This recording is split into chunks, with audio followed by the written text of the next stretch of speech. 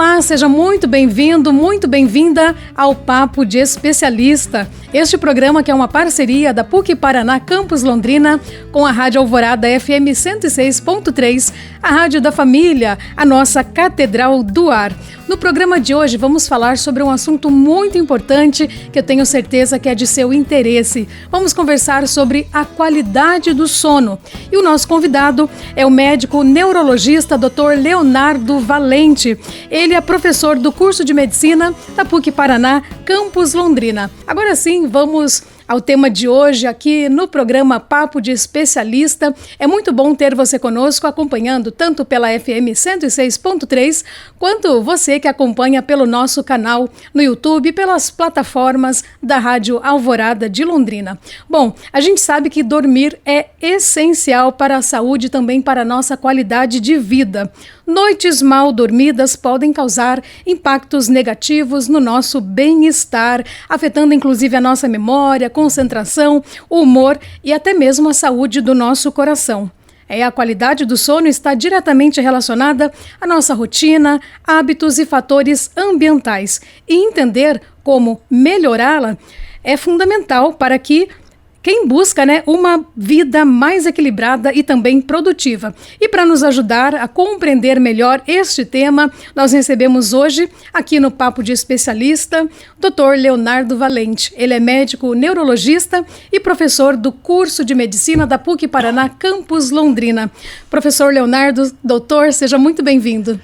Bom dia, pessoal. Eu agradeço muito mais uma vez a Rádio Alvorada. Obrigado, Ana.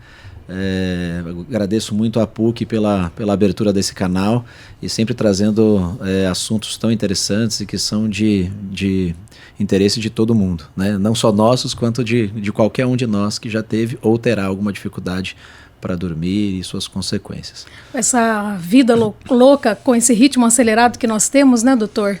Tem afetado aí a qualidade do sono de muitas pessoas, de grande parte das pessoas. Inclusive, muitas pessoas relatam que dormem, mas quando elas acordam, elas não se sentem descansadas. Gostaria que o senhor começasse contextualizando, o que caracteriza um sono de qualidade e quais são os principais sinais de que algo está errado ali no nosso sono. Muito se fala, quando se fala em saúde, todo mundo lembra de atividade física, não fumar, não ingerir bebida em excesso, cuidar de sua saúde, atividade física, mas pouco se fala durante o sono e, em média, dormimos 1/3 de nossas vidas. Então, em média, dormimos de 7 a 8 horas à noite, embora isso não é determinado para cada uma das pessoas. Então, a gente sabe que a quantidade de sono que é necessária para cada um de nós, ela é determinada geneticamente. Então, quando essa quantidade de sono não está adequada, muito se fala sobre a questão social do sono, Muitas pessoas acham que tem que dormir enquanto as outras pessoas estão dormindo e tem que acordar enquanto as outras pessoas estão acordadas. Mas isso é determinado, isso é individualizado. Então, quando perceber que aquele sono não está sendo adequado? Quando nós acordamos cansados, quando nós temos sonolência durante o dia, quando nós acordamos muito para urinar no período noturno, quando o nosso sono é agitado, nós deitamos de um lado, acordamos do outro, com a cabeça no pé, com o lençol solto, quando não lembramos o que fizemos à noite, como nos debatemos, dormimos com outras pessoas, quando tem ronco. Então são vários desses fatores que demonstram que realmente a qualidade de sono não está sendo adequada. E cada um desses fatores chamam a atenção que podem estar relacionados com algumas doenças ou com algumas condições que nós fazemos durante o nosso dia ou próximos ao momento de dormir ou com o nosso próprio ambiente, onde nós dormimos, que pode impactar na qualidade e daí puxar e trazer diversas consequências como diversas doenças e outras complicações muitas vezes graves para a população. Doutor, e o sono ele é um processo biológico complexo, ele é essencial para diversas funções do nosso organismo. O senhor pode explicar para a gente quais são as fases do sono e também a importância de cada uma dessas fases para a nossa saúde? Para ficar um pouco mais didático, e porque essas fases do sono são realmente muito diferentes uma das outras, nós acabamos dividindo hoje em dia, a classificação atual que é separada é dividido no sono não REM e no sono REM. O que é o sono REM? Vem de Rapid Eye Movement, né? Então o movimento ocular rápido, o movimento dos olhos rápidos, que é uma característica do sono REM. E o sono não REM é quando esse movimento dos olhos não ocorre. Então as primeiras fases do sono, elas são do sono não REM. Eu divido ele em fase 1, fase 2, fase 3...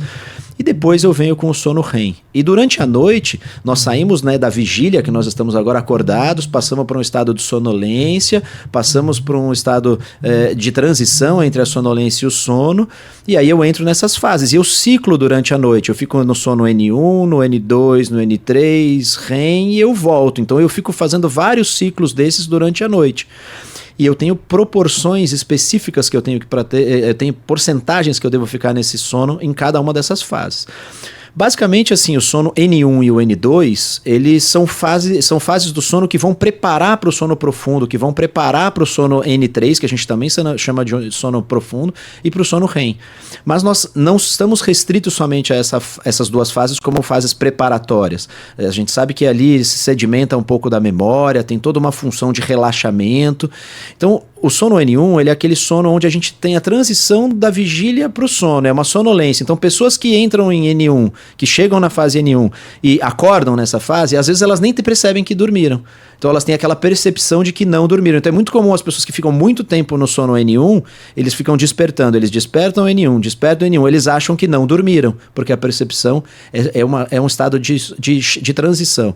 No N2 a gente já tem um pouco mais, algumas figuras que vão aparecendo, né, neurofisiologicamente, né, entendendo as ondas cerebrais, para que a gente possa chegar no sono profundo, que é um sono muito importante, né? No sono N3 nós temos várias das nossas funções metabólicas, hormonais, memória. Então no sono N3, no sono profundo, eu tenho ali a insulina, ela é regulada, então quando eu não tenho tanto tempo nesse sono, eu aumento a chance de diabetes. Eu tenho vários hormônios que estão relacionados ao nosso metabolismo, então quando eu não chego tanto e não permaneço de maneira adequada nesses sonos, eu aumento a chance de obesidade. Eu tenho dentro desse sono a sedimentação da memória. Eu gosto de simplificar, assim, para ficar didático, que o que a gente está o que eu estou conversando aqui, passando algumas informações para vocês e aprendendo com vocês algumas informações. Isso a gente acaba deixando numa memória elétrica, entre aspas. Isso fica de um neurônio para o outro sendo passada essa informação. Mas para eu fixar isso e memorizar, eu tenho que transformar isso em memória química. E é no sono N3 que acontece isso. Então, se eu não chego no sono N3, se eu não consigo ficar o tempo necessário, essa memória ela se dissipará e ela não será salva no nosso disco rígido, né, os nossos hipocampos, todas as áreas cerebrais que são responsáveis pela memória. Então, quando assim a criança estuda a noite inteira, nós estudamos a noite inteira para ir para uma prova e não tem uma qualidade de sono ao longo das semanas, eu não vou ficar tanto tempo, eu não ficarei tanto tempo no sono N3 e, consequentemente, a impressão de que eu ficar a noite toda estudando vai me fixar melhor, eu não vou transformar essa memória numa memória, entre aspas, química que será duradoura. Então, além desse perfil metabólico, eu libero alguns hormônios que diminuem a chance da gente ter hipertensão arterial, então diminuem a chance da gente ter colesterol, acumular placas de colesterol no corpo, eu reduzo a chance de desenvolver AVC, infarto, demência. Então a fase N3 é uma fase muito potente e que a gente tem que valorizar, permanecer nessa fase a quantidade necessária.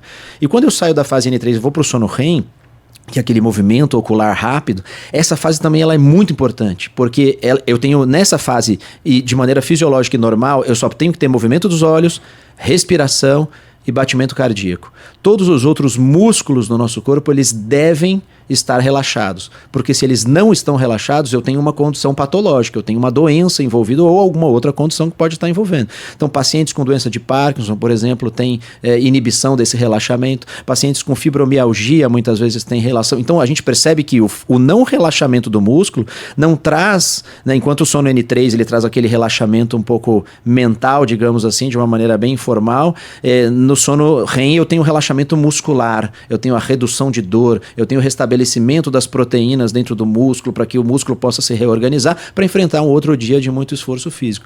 E na fase do sono REM também é onde a gente tem os sonhos vívidos. E isso é até uma proteção metabólica, né? Imagina quando nós éramos...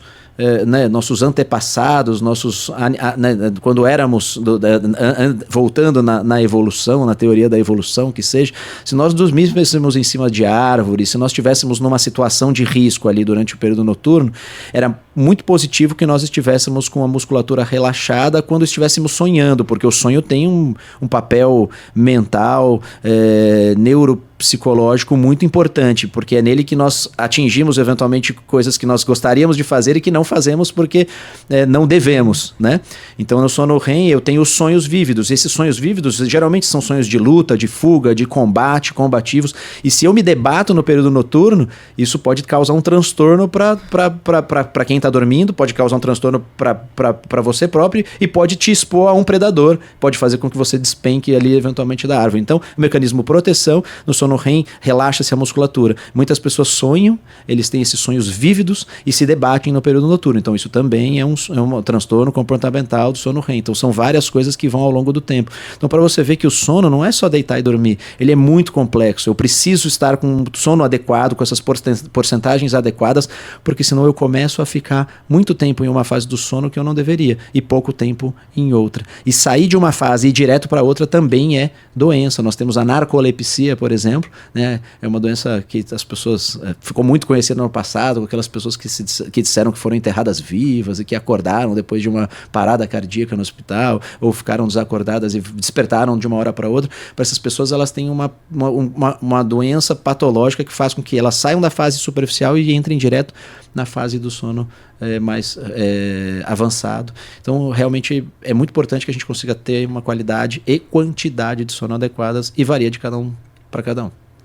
Portanto, você está percebendo o quanto é importante um sono de qualidade? Depois, nos próximos blocos, o doutor vai detalhar aí com mais características, né, as consequências de um sono não com qualidade. Então, não saia daí, a gente vai para um rápido intervalo e daqui a pouquinho a gente volta aqui com o Papo de Especialista.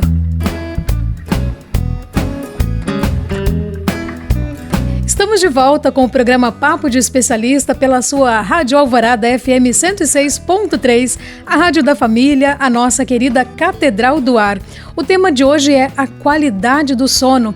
E aqui o nosso convidado é Dr. Leonardo Valente, médico neurologista, que no primeiro bloco ele já deu ali uma verdadeira aula para a gente entender de fato o quão é importante ter um sono de qualidade. E dando sequência, falando deste ritmo super acelerado que a gente vive, todo mundo exposto aí às telas, sempre com o celular na mão até tarde da noite. Professor, como esses hábitos modernos impactam a qualidade do sono e quais são os maiores vilões para uma boa noite de descanso?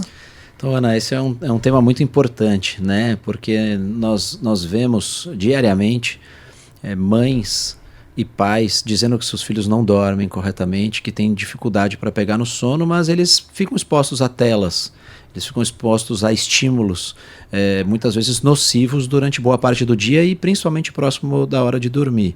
Falando especificamente sobre as telas, elas têm várias complicações, né? Não somente para dormir, elas impactam em ansiedade, depressão, isolamento social e N outras condições, mas especificamente o uso de telas próximo da hora de dormir, a luz que vem das telas, né, nenhuma das frações, digamos assim, dos espectros de luz são bons para que a gente possa ter próxima hora do sono.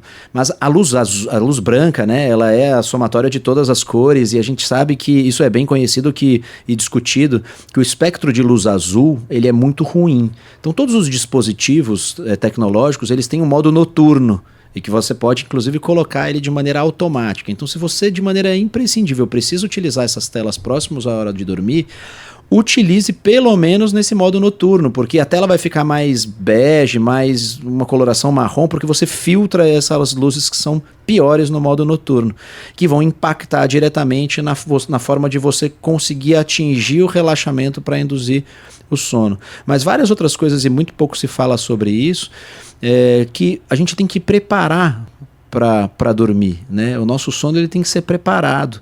Então não adianta eu ter insônia. Veja, quando a gente fala em situações que não devem ser feitas para induzir o sono, a gente tem que focar em pessoas que têm dificuldade para pegar no sono. Tem gente que sai à noite, vai a um restaurante, 11 horas da noite, toma 3 cafés para dormir bem. Isso é muito comum, né? Vou tomar um cafezinho aqui que aí eu acordo e aí eu consigo dormir bem. Mas tem pessoas que não conseguem fazer isso. Então quem tem insônia é que tem que se preocupar com essas situações. Então ingerir grande quantidade de alimento, muito carboidrato complexo, praticar atividade física, tomar banho muito quente próximo à hora de dormir, dormir em horário barulhento, com um cachorro, com um animal de estimação na cama, com muita luz acesa. Mas meu filho tem medo, ele tem pavor de luz. Ele aprendeu a ter pavor de luz com o adulto. A criança não sabe que ela tem que dormir com luz. Ela tem que ser ensinada que a ausência de luz é o ideal para dormir, desde quando é criança. Então, esses hábitos realmente vão fazer com que a gente consiga atingir um estado que permita que o sono flua naquelas fases do sono de maneira adequada e que a gente consiga realmente ter. Então, evitar essas coisas que a gente, obviamente, vai falar durante o restante das questões. Mas, assim, o que a gente tem que focar é em pessoas que têm dificuldade para dormir. Que tem gente que o mundo está caindo, fez de tudo, atividade física, tomou café, comeu um monte, ingeriu um monte de bebida alcoólica, deita e dorme e vai até o dia seguinte, sem que isso tenha um prejuízo perceptível para aquela pessoa. Muitas vezes pode ter um prejuízo que ela não percebe, né? Mas a gente tem que evitar especificamente sobre a tela. E, obviamente, controlar e diagnosticar transtorno de ansiedade, de depressão, que vai impactar, né, nessa qualidade do sono. O uso de medicamentos, muitas vezes, né, a ingestão de vários outros alimentos. Muita coisa a gente tem que evitar a próxima hora de dormir, principalmente quando isso nos prejudica e causa insônia, né? E a insônia, ela pode ser uma insônia episódica, assim, uma insônia pontual, e eu posso ter a doença, né, da insônia, que é chamada insônia crônica, e aí muitas vezes eu preciso de tratamento. Não só essas medidas de higiene do sono serão suficientes para o paciente conseguir dormir, né? O senhor comentou aí sobre a ansiedade, era até a minha próxima pergunta aqui. O estresse e a ansiedade são realidades cada vez mais comuns, presentes na nossa vida, diante dessa correria que a gente vive. Como as emoções, doutor, elas interferem no ciclo do sono e o que pode ser feito para minimizar esses impactos? Ana, quando a gente fala sobre emoções, de maneira patológica, a gente acaba falando sobre sintomas depressivos e sintomas ansiosos, né? Mas emoções, muitas vezes, a gente não consegue separar uma coisa da outra, e isso é difícil. Quando nós temos suspeita de alguma doença do sono, seja a apneia obstrutiva do sono, seja alguma outra doença, existem exames que nos ajudam, né, e que nos ajudam há muito tempo e continuam sendo importantes para esse diagnóstico, e que mostram para a gente, inclusive, alguns sinais sugestivos nesse exame de depressão e ansiedade. Então, muitas vezes, quando aquilo acontece durante a polissonografia, que nada mais é que um mapeamento do que ocorre durante o sono, as fases do sono e o que está ocorrendo ali, em quanto tempo a pessoa fica, se ela ronca, se não ronca, se mexe a perna, se não mexe, se ela aperta os dentes, faz bruxismo. Então, esse exame, ele demonstra pra gente, inclusive, que tem sinais ali que sugerem depressão, que sugerem ansiedade. E, obviamente, que alguém ansioso não consegue atingir a qualidade do sono de maneira adequada e não consegue induzir e manter o sono de uma maneira adequada por vários mecanismos muito complexos que envolvem a parte hormonal, os neurotransmissores, e é muito complexo para a gente poder entrar nesses detalhes aqui. Mas você que está muito ansioso, pensamento recorrente nos seus problemas que aconteceram no dia, problemas que acontecerão amanhã, que sofre por antecedência, consequentemente não conseguirá ter uma boa qualidade de sono, e o seu sono será atrapalhado por esses pensamentos e por essas situações. E muitas vezes o que a gente vê é essas pessoas que têm esses problemas, seja depressão, ansiedade, outras doenças, esses transtornos mistos que misturam todas essas queixas, essas pessoas, elas procuram um médico especialista, ou procuram um vizinho, ou procuram um farmacêutico, ou procuram qualquer outra pessoa que tenha melhorado com alguma e tomam um medicamento. E esse medicamento vai fazer com que essa pessoa durma pela indução do medicamento, gerando vários outros problemas e muitas vezes piorando a qualidade e a condição de base que fez com que essa pessoa tenha insônia. Então, muitas vezes a dificuldade para dormir, ela tem que ser investigada, porque às vezes eu não tenho que tratar a insônia, eu não tenho que tratar a dificuldade para dormir, eu tenho que tratar o transtorno de ansiedade, eu tenho que tratar a depressão, eu tenho que tratar outras condições para que o sono funcione fisiologicamente. Doutor, o senhor falou aí das medicações e às vezes envolve outras áreas, né? Até mesmo outras especialidades. Hoje, se uma pessoa que está nos acompanhando, seja pelo YouTube ou pelas ondas do rádio, né? Na FM 106.3, ela deve estar se perguntando qual médico que eu devo procurar se eu tiver com problema de sono. Primeiramente, ela vai num neuro, ela vai num otorrino, qual especialista de primeira, assim, na primeira consulta que é importante que ela procure?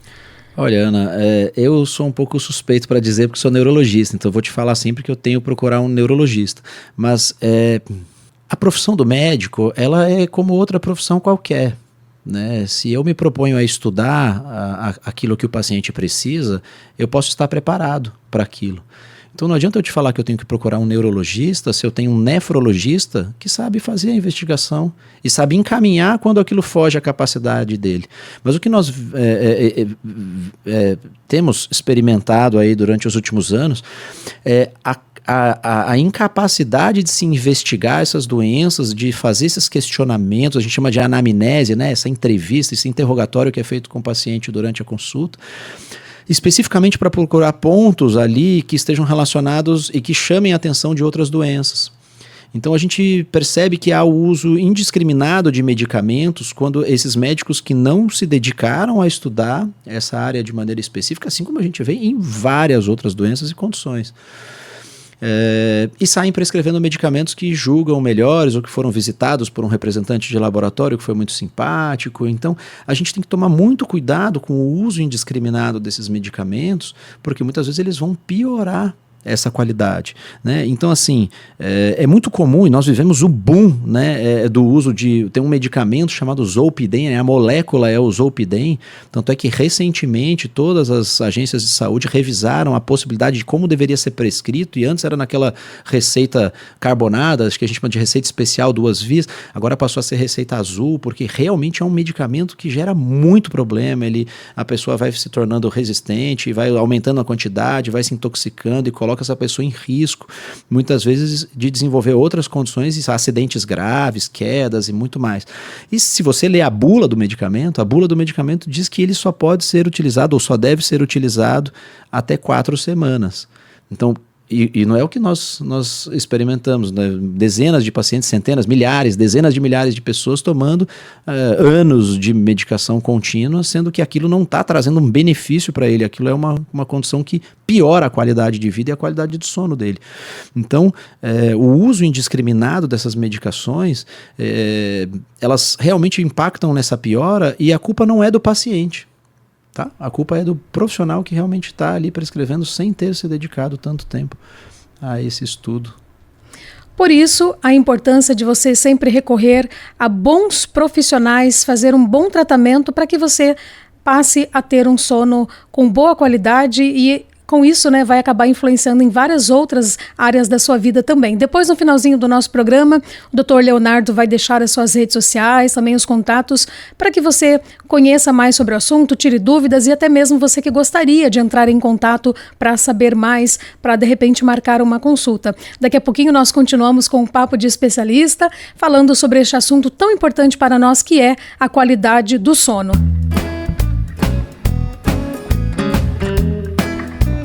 No Papo de Especialista, o tema hoje é a qualidade do sono. Tenho certeza que você está gostando bastante deste tema, está tirando muitas dúvidas com o nosso convidado, Dr. Leonardo Valente, médico neurologista, que inclusive já esclareceu aí nos últimos 2 blocos muitas dúvidas para nós. E agora uma questão aí que com certeza pode ser a sua dúvida também. Vamos falar sobre a apneia do sono, que é um problema comum, mas muitas vezes é subestimado. Doutor, como identificar os sinais desse distúrbio e quais as consequências de não tratá-lo corretamente? Ana, vamos separar aqui em sinais e sintomas, né? Na medicina a gente separa em sinais e sintomas. Sinais é aquele que o profissional da saúde enxerga na pessoa e sintomas é aquilo que o paciente vai descrever e muitas vezes a gente tem que questionar, né? Então, assim, os sintomas que chamam a atenção é aquela pessoa que acorda muito cansada, como se tivesse acabado de tomar uma surra. É isso que a gente escuta dos pacientes. Olha, parece que eu apanhei a noite toda e acordei e tô acabado. Parece que eu não dormi absolutamente 1 minuto. São pessoas que dormem durante o dia, têm uma hipersonolência diurna, dormem o dia todo, estão aqui conversando com você e pega no sono, simplesmente dorme naquele momento.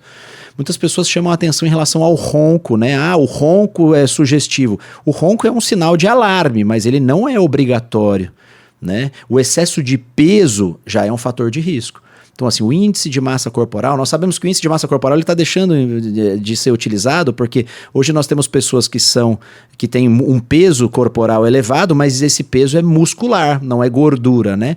Então, mas assim, o índice de massa corporal ainda acaba sendo utilizado em relação a isso como um fator importante.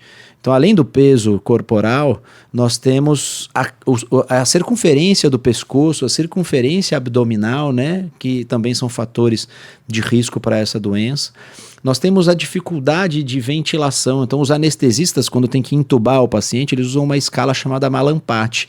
Então, ela vai de 0 quando é super fácil a intubação e até 4 quando ela é muito difícil. Então, nós sabemos que essas dificuldades, o Mallampati 3 e o 4, ou seja, quanto mais fechado é lá atrás da nossa garganta, maior é a chance dessa pessoa ter a apneia do sono também. Mas vários outros fatores podem estar relacionados e tem que ficar na nossa mente, porque eles são sugestivos. Então, além desses fatores, acordar para urinar mais do que uma vez à noite é ruim. Mas eu tomo diurético à noite. Tudo bem, você vai acordar várias vezes. Mas eu ingeri muito líquido, vai acordar várias noites.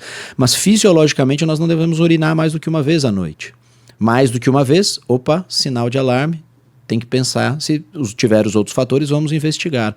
Uma outra coisa que a gente não pode esquecer são nas conformações osteomorfofaciais, né? Quando eu olho para alguém que tem o queixo muito curtinho, né? A gente chama de retrognatismo, a chance do espaço aéreo que passa lá atrás da língua, na garganta, ser mais curto é maior. Então, pessoas com retrognatismo eu tenho que pensar que são fatores de risco. Pessoas que têm esse osso aqui, né? As maxilas muito para trás, esses hipodesenvolvimentos, esses desenvolvimentos não tão corretos da maxila também chamam muita atenção. Quando a gente bate o olho nas pessoas, às vezes a gente fala, olha, tem que fazer polissonografia, provavelmente tem apneia. Então são fatores realmente que são muito importantes para que a gente esteja atento.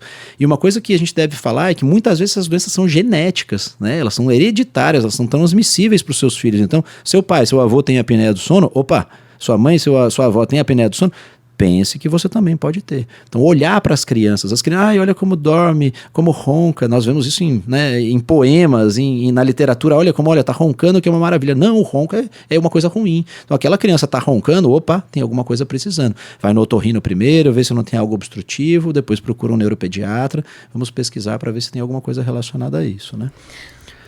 Doutor, nós já falamos um pouco no primeiro bloco ali, quando o senhor começou a contextualizar, falando sobre a insônia, mas de repente tem alguém que chegou agora para acompanhar o nosso programa. A gente sabe que a insônia, ela é um problema frequente, muitas pessoas passam anos sem conseguir ter um sono adequado. Quais são as causas mais comuns da insônia? Quais tratamentos podem ajudar? Entre que as causas, doutor, tem algumas doenças também que podem influenciar aí na questão da insônia? Ana, nós temos que separar a insônia em insônia primária e insônia secundária, como várias outras doenças. O que é a insônia primária? É quando a insônia é a doença. Eu posso ter insônia por uma tendência genética minha ou porque eu tenho uma doença que realmente gera insônia, né? Quando eu tenho uma doença que gera insônia, quando eu tenho alguma outra condição que gera insônia, essa insônia ela é secundária. Então, quando a insônia é a doença primária, quando ela faz parte da doença, ela é secundária. A insônia primária, fatalmente, só a higiene do sono não será suficiente para resolver uma boa parte das vezes. Então eu preciso medicar esses pacientes, né? E tem várias condições que vão precisar de medicação, eventualmente para o resto da vida, né? Poucos são os pacientes que vão conseguir realmente só com essas medidas de higiene conseguir se livrar dessa má qualidade do sono. Agora, quando a insônia é secundária, eu tenho que investigar o porquê. Nós falamos aqui da ansiedade, nós falamos aqui da depressão. A insônia ela também pode estar relacionada a uma doença genética chamada síndrome das pernas inquietas, e na maior parte das vezes ela é genética. Em alguns momentos esse paciente pode ter deficiência de ferro no organismo, levando a essa situação, ou mulheres próximas do último trimestre da gestação também pode ter essa movimentação excessiva das pernas, chamada síndrome das pernas inquietas, que pode muitas vezes ser transitória ao término da gestação melhorar. Então são condições que muitas vezes estão relacionadas àquela dificuldade de pegar no sono, né? O uso de medicamentos está relacionado a essa insônia. Prática de atividade física noturna, banhos quentes próximos. Todo mundo fala, eu vou tomar um banho quente e vou relaxar. Se você mora em um ambiente onde a temperatura de fora do banho é mais fria do que a de dentro do banho, quando você sai do banho com o seu corpo quente e abre a porta e recebe aquele vento gelado, o seu organismo, seus hipotálamos, a sua área do cérebro, ela vai reconhecer que aquilo é hostil para você. Então ela libera uma carga de várias substâncias do seu organismo que vão te fazer ficar desperto, vão tentar entender o que está acontecendo. Isso piora a insônia. O uso de medicamentos, o uso de bebidas estimulantes, alimentos estimulantes, muita carga de carboidrato, bebidas que têm estimulantes, energético, Coca-Cola, chimarrão, tereré, tudo isso vai fazer com que você tenha uma insônia secundária. Então, quando eu tenho a insônia secundária, eu tenho que investigar o fator e tratar. Quando eu tenho a insônia primária, eu tenho que tentar fazer a higiene do sono, se não melhora, eu tenho que tratar com medicamento. Então, muitas das vezes essa insônia secundária, eu não preciso tratar com remédio. Ou eu tenho que tratar pontualmente para eu conseguir reverter aquele ciclo, ou tratar com remédio a condição que está gerando a insônia, né? Sim. Doutor, algumas pessoas dizem que para elas poucas horas de sono são suficientes para que elas se sintam bem. Isso é um mito ou realmente existem indivíduos que precisam de menos sono do que os outros?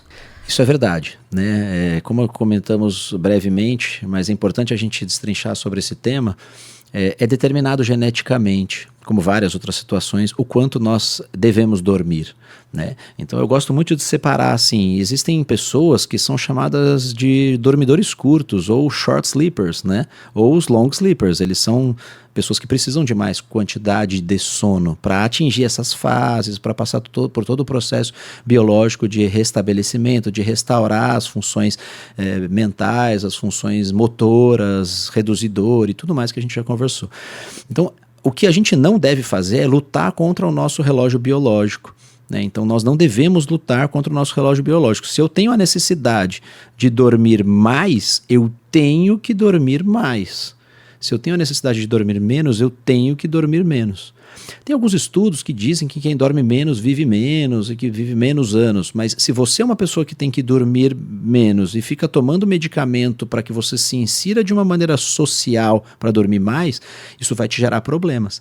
É muito comum, né? A gente vai falar sobre talvez envelhecimento, essas coisas, mas assim, é muito comum que as pessoas comecem a dormir menos. E essas pessoas, mesmo sem ter uma tendência genética, pelo envelhecimento, eles vão diminuir essa quantidade. Mas o que vai acontecer? Essa pessoa ela acorda às 4 da manhã, vai fazer exercício, põe o café, arruma a casa, mas não tem ninguém acordado na casa. E ela fala, poxa, mas eu queria estar dormindo. Mas ela não precisa disso. Eu gosto muito de dar o exemplo do Miguel Falabella, né? O Miguel Falabella, ele precisa de 3 horas. Ele mesmo fala isso, ele precisa de 3 horas. Assim como várias pessoas, né? Grandes pensadores, grandes cientistas tiveram suas ideias nesse momento ao despertar, enquanto os outros estão dormindo. Então essas pessoas, por exemplo, o Miguel Falabella, ele escreveu a maior parte das peças, dos livros, de tudo que ele produziu na vida dele, porque ele dorme 3 horas. Não estou dizendo, ele é brilhante, mas assim, ele mesmo fala, eu durmo 3 horas, eu acordo como se eu tivesse dormido 8, 10 para as outras pessoas. Então, tem pessoas que precisam dormir pouco, tem pessoas que precisam dormir muito. E se eu fico brigando com isso, mas o adolescente, aquela criança, olha, dorme sempre 8 horas, agora tá dormindo 14. Sim, ele tá no estirão, a criança tá crescendo, toda vez que ela tá crescendo, ela precisa de mais sono para restabelecer todas as funções mentais e motoras. Então, o que a gente tem que respeitar é o nosso relógio biológico. Como que eu sei que é o meu relógio biológico? Acordo descansado, não tenho sono durante o dia, tudo que a gente comentou aqui, que faz com que a sua qualidade de vida seja boa e mantida, né?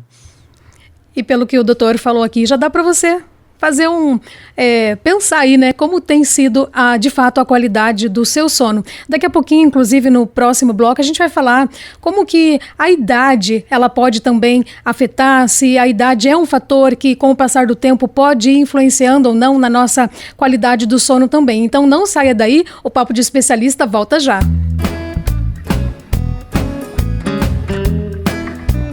E já estamos caminhando agora para o finalzinho do nosso programa, quando o programa é muito bom, passa mais rápido ainda. Estamos falando sobre este assunto tão importante que é a qualidade do sono. E o nosso convidado é o Dr. Leonardo Valente, médico neurologista.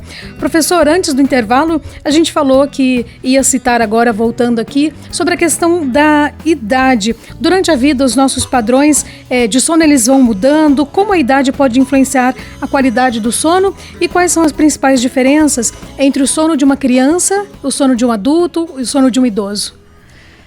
Nós sabemos que mudam, inclusive, os padrões de diagnóstico daquele exame que a gente falou, né, da polissonografia. A gente falou sobre a apneia do sono. A apneia do sono não é só no adulto. Tem crianças com apneia do sono, muitas vezes causadas por algumas doenças ou porque elas têm uma tendência genética mesmo, mas geralmente na infância elas têm uma doença por trás, fora a apneia do sono genética em si. Mas eu tenho parâmetros diferentes, inclusive. Então, uma polissonografia, eu tenho que saber a idade da pessoa para poder dar aquele diagnóstico. Na criança, nós temos vários fatores. Conforme a criança vai crescendo e vai se desenvolvendo e vai, né, se amadurecendo, o padrão do sono, as fases do sono, a quantidade que ela tem que permanecer em cada uma dessas fases vai mudando. E muitas vezes a criança, durante o envelhecimento, durante o crescimento, ela muda a quantidade de sono. Então, quem tem filhos já deve ter percebido que a criança muitas vezes dorme 6 horas e aí passa a dormir 10. Aí depois passam 2 meses, ela passa... Então, no momento que a criança tem aqueles estirões de crescimento, que a criança ela vai crescendo gradualmente, mas passam 2 meses, 3 meses, ela cresce bastante. Então, nessas fases que ela cresce muito, uma das características é que aumenta a quantidade do sono, porque tem que se reestabelecer toda essa questão motora, muscular e digamos assim, de neurotransmissores para que isso possa realmente acontecer e avançar. Na idade adulta, ela deve permanecer aproximadamente estável, mas conforme nós vamos nos envelhecendo de maneira saudável, né, um senil saudável, sem doenças, a tendência é que você diminua a quantidade de sono que é necessária para essa pessoa se reestabelecer. E aí, muitas vezes, a gente encontra aquela resistência social, né? Muitas vezes esse idoso mora com outras pessoas e ele é o único que fica acordado por 4 horas. Ele dá das 4 às 8 na casa, só ele. Então, ele começa a achar que ele tem alguma doença e que ele precisa de medicamento para poder acordar às 8 como as outras pessoas. Então, é muito importante que a gente explique isso para as pessoas, que as pessoas tenham conhecimento de que com o envelhecimento saudável, é natural que a quantidade de sono seja reduzida. O que não acontece nas doenças. Então eu tenho diversas doenças que vão fazer com que a quantidade de sono possa ser aumentada nas pessoas. E muitas vezes o uso de medicamentos para outras condições de saúde façam com que esses pacientes tenham realmente, com as pessoas, né, tenham a necessidade de dormir mais.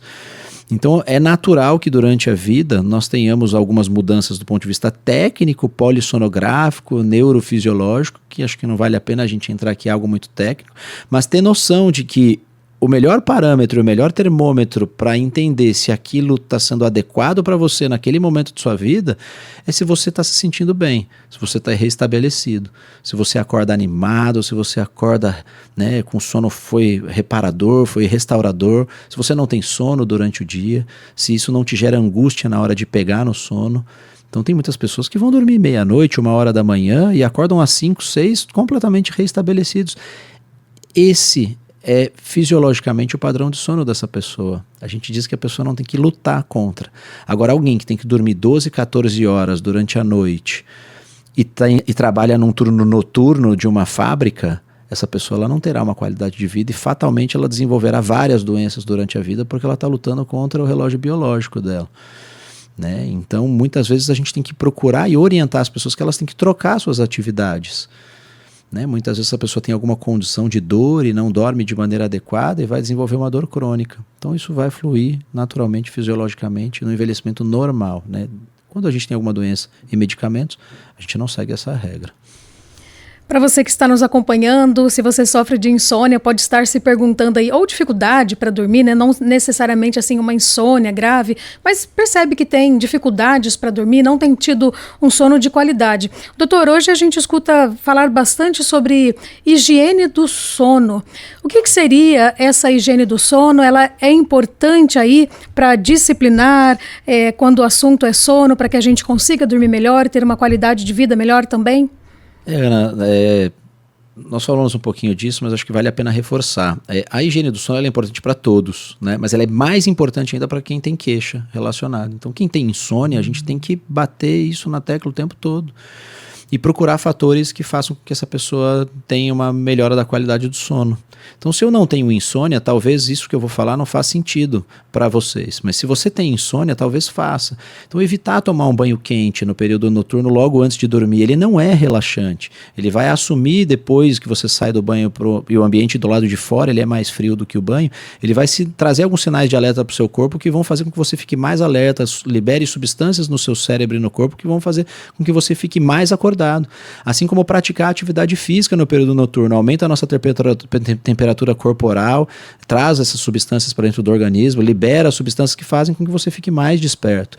Né? O uso excessivo de bebidas alcoólicas, ele menos também, mas principalmente excessivos, eles fazem com que a pessoa tenha maior dificuldade de se estabelecer e permanecer naquele ciclo fisiológico que nós dissemos sobre as fases do sono.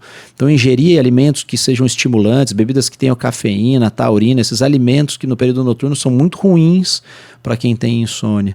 Então, fora isso, né, evitar ambientes barulhentos, tentar dormir com roupas confortáveis, tentar evitar um ambiente ruim, animais de estimação. A gente estava comentando aqui agora, né? Se você tem filhos e o seu filho dorme contigo e tudo, o que você precisa fazer para melhorar a sua qualidade de sono é disciplinar o seu filho, disciplinar a sua filha, entender que isso é importante e tomar medidas para você disciplinar o seu filho a dormir no quarto com a luz apagada para que você melhore a sua qualidade de sono. Então, todos esses fatores, somados a vários outros que a gente pode ficar falando até amanhã, vão fazer com que você melhore realmente a sua qualidade de sono e possa ter uma boa qualidade de sono. E se assim não tiver, procurar sempre um especialista que vai poder te ajudar a tentar localizar esses fatores que nem sempre são facilmente identificáveis, né? Doutor, talvez tem gente que está pensando assim, né, enquanto acompanha esse nosso bate-papo. Eu dormi a semana inteira assim, menos, por vários fatores, ou às vezes por conta da correria, enfim, aí eu vou aproveitar o final de semana para tentar recuperar o sono perdido. Esse recuperar o sono perdido faz sentido ou é um mito? O que o senhor diz sobre isso? Ana, ele pode funcionar no mesmo dia, né? Então, assim, é positivo e faz parte de até algumas culturas que se faça a siesta, né? Então aquele sono de 20, 30, não ultrapassando 40 minutos depois do almoço, em algumas culturas ele é muito, e muitas pessoas precisam disso. Esse sono, obviamente, ele vai se somar àquela sua necessidade, ele serve como um complemento, eventualmente, de algum sono que faltou no período noturno, ou ele já faz parte do seu organismo mesmo, né? Fisiologicamente você tem que passar por isso. Mas o fato de você dormir mal a segunda, a terça, a quarta, a quinta e a sexta, quando você dorme mais no sábado e domingo, isso é uma falsa impressão de que você está recuperando, porque não tem como recuperar o que já foi perdido. Você perdeu aquela sua capacidade da memória, de restabelecer, de relaxar seu músculo, de melhorar seus sintomas ansiosos, depressivos e tudo mais. Então, é uma crença que não deve ser considerada, mas há possibilidade de se recuperar durante o dia. O que a gente também tem que se preocupar, que muitos idosos, muitas pessoas têm essa queixa, principalmente idosos, né? Mas olha, ou crianças também, muitas vezes, ele não dorme... Ele não dorme à noite. Sim, mas ele dormiu 8 horas durante o dia. É óbvio que ele não vai dormir à noite. Ele já dormiu a quantidade de sono que ele precisa nessas 24 horas. Então, evitar sonos durante o dia faz com que melhore a qualidade de sono e a quantidade durante o período noturno, né?